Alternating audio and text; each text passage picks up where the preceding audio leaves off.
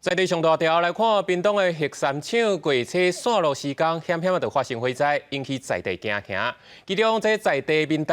代表会主席赵继明指控讲，这电厂火灾时阵竟然是无第一时间就来通报，赛车启动电厂的大门。这检方正式来对伊提起公诉，嘛求处8个月以上的有期徒刑。 轿车直接对核三厂大门弄去，边个警察是要求赛车民意代表落车，双方随弯起路。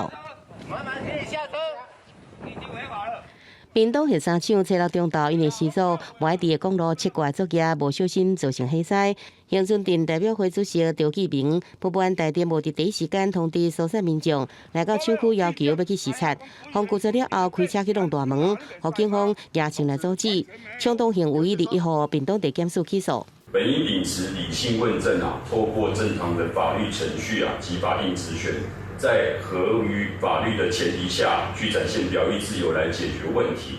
但是嫌犯舍子不为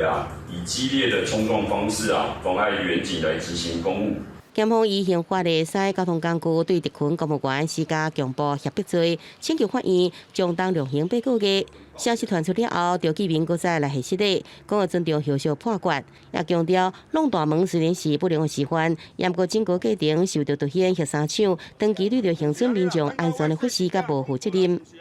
核三厂还掩盖了一件蒸汽式小火警，相信核三厂这次的松散及忽视当地居民安全，会更受到外界的重视。离核三厂2号机度也敢剩无到2个月，事故了后，屏东县府对台电提出限期提交检讨改善计划，建立火灾及时通报机制，增强设备安检这5大真正的机制。对此，核三厂答应讲未来会同时来进行通报，并且列入平常时演练过程来降低乡亲的烦恼。记者综合报道。